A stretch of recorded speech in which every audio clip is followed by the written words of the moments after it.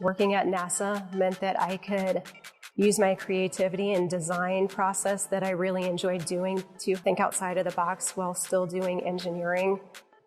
As a kid, I never in a million years pictured myself working at NASA, working on lunar soils and helping to develop tires for rovers and being able to send those to the moon or Mars and actually seeing your work completed.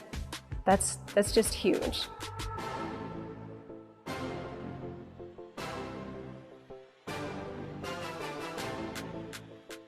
My name is Heather Orvac.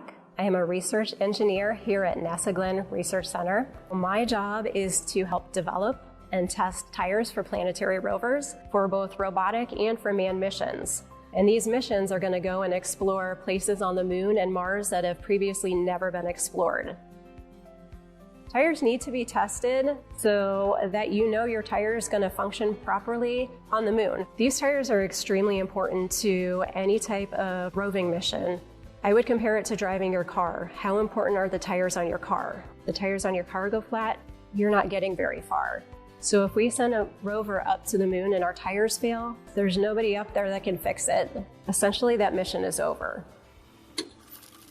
Most of the previous lunar missions and the Mars missions, they're generally designed for very short durations and very short distances. If you look at the lunar roving vehicle, I think the longest distance that traveled was on the order of 22 miles. The Mars rovers, Sojourner, Spirit, and Opportunity, those drove anywhere from less than a mile up to 28 miles.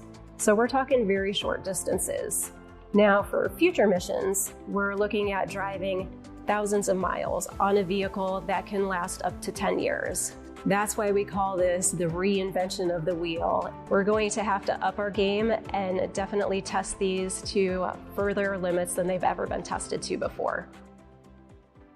The Slope Lab here at NASA Glenn Research Center was developed in the early 2000s. This is a very unique, one-of-a-kind indoor test facility where we can test full-size roving vehicles on actual lunar soil simulants and with a tilting bed. So I get to work in a lab that has a giant sandbox in it.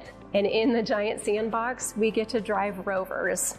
And as we're driving the rovers, we're taking all sorts of different data and evaluating the performance of the tires. For testing tires, a typical day is actually pretty routine. I want to make sure that I have the appropriate hardware, the appropriate test article, and the appropriate test fixtures in place on the test rig. I'll probably spend the better part of the day in the lab running these tests and recording the data. We'll use that data to compare to other tires and see the similarities or the differences in performance. And that helps us to see which design features of the tire are working well for us and which design features need to be improved upon. I would tell somebody who's thinking that NASA is nothing more than astronauts or rocket scientists that that's just a stereotype. It is so much more than that. There are so many more opportunities here. My path is something that I didn't even realize I could do. I grew up out in the country in a smaller town, and my father was a welder and fabricator, and my mom was a secretary.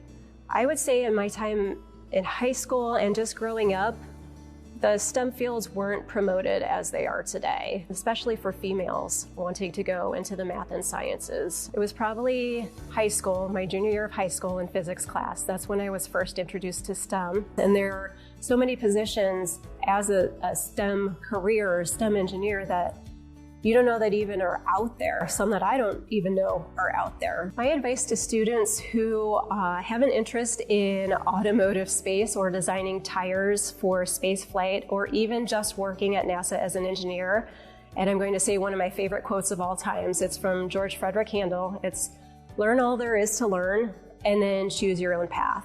Students today have so many opportunities in the STEM area that are available to them. See what you like, see what you're good at, see what you don't like. Learn all there is to learn, and then you can really choose your own path. And as long as you have the aptitude and the willingness to learn, you're already there. You can achieve what you want to achieve.